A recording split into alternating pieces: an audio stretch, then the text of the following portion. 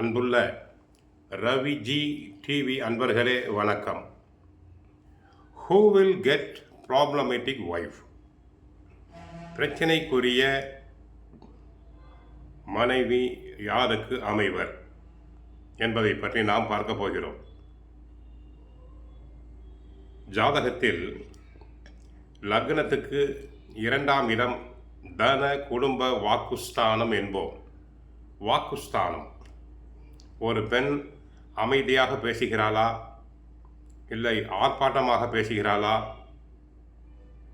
அதிகம் வாய் பேசுகிறாளா என்பதை பெண்களின் ஜாதகத்தில் லக்னத்திற்கு 2ஆம் இடத்தை நாம் பார்க்க வேண்டும். ஒரு பெண்ணின் ஜாதகத்தில் லக்னத்துக்கு 2இல் தன குடும்ப வாக்குஸ்தானத்தில் 2இல் சூரியன் இருந்தால், சூரியன் அக்னி கிரகம் என்பதால் சூரியனை போலவே எரிச்சல் சுபாவத்தில் இருப்பாள். அக்னி போல இருப்பாள். வார்த்தைகள் சூடாக பேசுவாள். சூடான வாக்குவாதம். ஒன்று சொன்னால், ஒரு வார்த்தை கணவர் சொன்னால் 10 வார்த்தை பேசிவிடுவாள். அவள் உடம்பை தொட்டு பார்த்தால் சூடாக இருக்கும். திருமணம் செய்து வந்த புதிதில் கணவருடன் சண்டை போட்டு குடும்பத்தை 2ஆக பிரித்து விடுவாள்.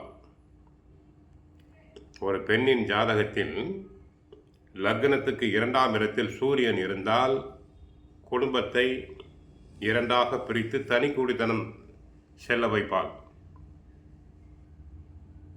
சூரியனை போலவே உஷ்ணமாக இருப்பாள். 2இல் செவ்வாய் இருந்தாலும் பாவகிரகம். வார்த்தைகளில் சூடு அதிகம். காரசாரமாக பேசுவாள்.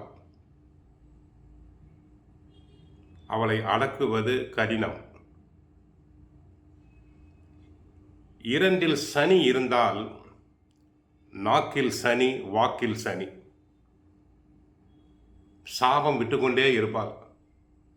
கணவருக்கோ, புகுந்த வீட்டில் மாமனார் மாமியாருக்கோ, நாத்தனாருக்கோ வாயில் வர வார்த்தைகளை பேசிக்கொண்டே இருப்பாள்.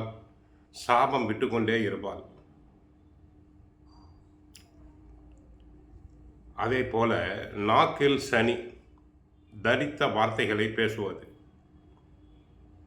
2இல் ராகு இருந்தால் லூஸ் டாக்ஸ். அவளும் சில பிரச்சனைகளில் மாட்டிக்கொண்டு மற்றவர்களையும் மாட்டிவிடுவாள். வீட்டில் சமையல் அறையில் சட்டி பானையுடன் பேசிக்கொண்டு இருப்பாள். பாத்திரத்தோடு பேசிக்கொண்டு இருப்பாள். பாத்திரத்தை டமார் என்று போடுவது. கோபத்தை அடக்க முடியாமல் தனக்குத்தானே பேசிக்கொள்வது, சிரித்திக் கொள்வது. ஆக ஒரு பெண்ணின் ஜாதகத்தில் லக்னத்திற்கு 2ஆம் இடத்தில் பாவகிரகம் சூரியனோ, பாவகிரகம் செவ்வாயோ, பாவகிரகம் ராகுவோ, பாவகிரகம் சனியோ இருத்தல் கூடாது. 2இல் கேது இருந்தால் விரக்தி மனப்பான்மையில் இருப்பாள். தத்துவமாக பேசுவாள். வாழ்க்கையில் விரக்தி அடைந்து பேசுவாள். ஆனால் 2இல் சுபகிரகம் இருக்கலாம். சந்திரன் இருந்தால் இனிமையாக பேசுவாள். வார்த்தைகளில் இனிமை இருக்கும். புதன் இருந்தால் சாதுரியமாக பேசுவாள். அறிவுபூர்வமாக பேசுவாள். 2இல் குரு இருந்தால் நீதி நேர்மையாக பேசுவாள். பிறருக்கு உபதேசம் செய்வாள். 2இல் சுக்கிரன் இருந்தாலும் மிக இனிமையாக பேசுவாள். ஆக திருமணம் செய்ய விரும்புபவர்கள் பெண்களின் ஜாதகத்தில் லக்னத்துக்கு 2ஆம் இடத்தில் என்ன கிரகம் இருக்கிறதோ, பாவ கிரகம் இருக்கிறதா என்பதை பார்த்துத்தான் செய்தல் வேண்டும். அதை போல லக்னத்துக்கு 7ஆம் இடத்தில் பாவ கிரகம் சனி இருந்தால் அதனாலும் பிரச்சனை. மனைவி முரண்பட்டு இருப்பாள். வீட்டில் சொன்ன பேச்சு கேட்க மாட்டாள். அடங்க மாட்டாள். ஆர்ப்பரிப்பு செய்வாள். கலஸ்திரஸ்தானம் பாதிப்பு என்பதால் நல்ல உறவு இருக்காது. 7ஆம் இடத்தில் ராகு இருந்தாலும் நல்ல உறவு இருக்காது. அடிக்கடி சண்டை சச்சரவுகள் வந்து கொண்டே இருக்கும். 7ஆம் இடத்தில் சூரியன் இருந்தால் கணவர் வீட்டுக்கு செல்வதற்கே மனசு சங்கடமாக இருக்கும். வீட்டுக்கு சென்றால் மன அமைதி குறைவு உண்டாகிறதே என்ற வருத்தம் அவருக்கு இருக்கும். மனைவி எரிச்சலாக பேசும் மனைவி அமைந்திருப்பாள். லக்னத்துக்கு 7இல் ஒரு ஆணுக்கு சூரியன் இருந்தால் மனைவியினால் சூடான பேச்சுவார்த்தைகள், எரிச்சலான பேச்சுவார்த்தைகள், மன அமைதியை குலைக்கக்கூடிய வார்த்தைகள் வரும். லக்னத்துக்கு 7இல் செவ்வாய் இருந்தால் கூட வாக்குவாதம் செய்யக்கூடிய மனைவி பதிலுக்கு பதில் பேசிவிடுவார். ஆக ஜாதகத்தை பொருத்தம் பார்க்கும்போது தன குடும்ப வாக்குஸ்தானமாகிய 2ஆம் இடம் நன்றாக பார்த்தல் வேண்டும். 7ஆம் இடம் கலஸ்தரஸ்தானத்தையும் பார்த்தல் வேண்டும். ஒருவேளை குரு பார்த்தால் இந்த கெடுதல் வர வாய்ப்பு இல்லை. அடுத்து லக்னத்தில் சூரியன் இருந்தால் சிலருக்கு அடிக்கடி கோபம் வந்து கொண்டே இருக்கும். கோபத்தினை அடக்குதல் முடியாது. உடம்பு சூடாக இருக்கும். அக்னி கிரகம் என்பதால். லக்னத்தில் செவ்வாய் இருந்தாலும் சூடாக பேசுவார். லக்னத்தில் சனி இருந்தாலும் கோபம் அதிகம் வரும். லக்னத்தில் எந்த கிரகம் இருக்கலாம்? சுப கிரகம் இருக்கலாம். லக்னத்தில் சந்திரன் இருந்தால் சாஃப்டாக ஸ்மூத்தாக பேசுவர். லக்னத்தில் புதன் இருந்தால் அமைதியாக பேசுவார்கள், அறிவுபூர்வமாக பேசுவார்கள், பிறருக்கு உபதேசம் செய்வர். லக்னத்தில் குரு இருந்தாலும் அவர்களும் அமைதியாக பேசுவர், பிறருக்கு உபதேசம் செய்து கொண்டே இருப்பார்கள். ஆனால் லக்னத்தில் ராகு இருந்தால் எப்படிப்பட்ட மனைவி அமைவாள்? கணவரை வம்பில் மாட்டி விடுவாள்.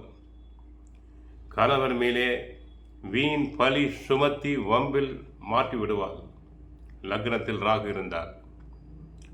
ஆக திருமணம் பொருத்தம் பார்க்கும்போது கவனமாக பார்த்தல் வேண்டும். வீட்டில் அமைதி நிலவ சுந்தரகாண்டம் பாராயணம் செய்தல் வேண்டும்.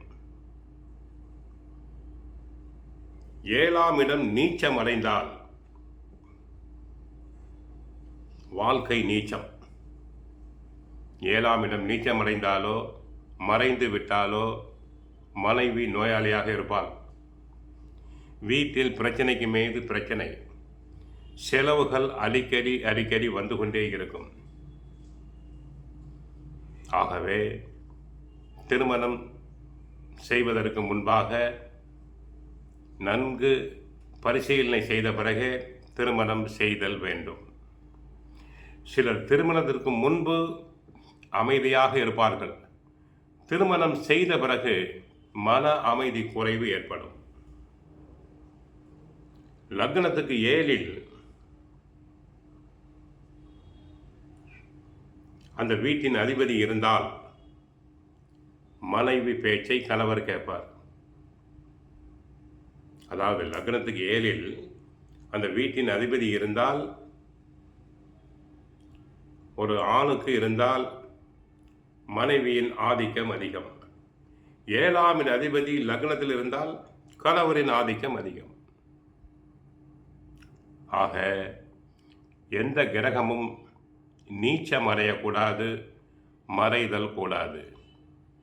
அப்படிப்பட்டவர்கள்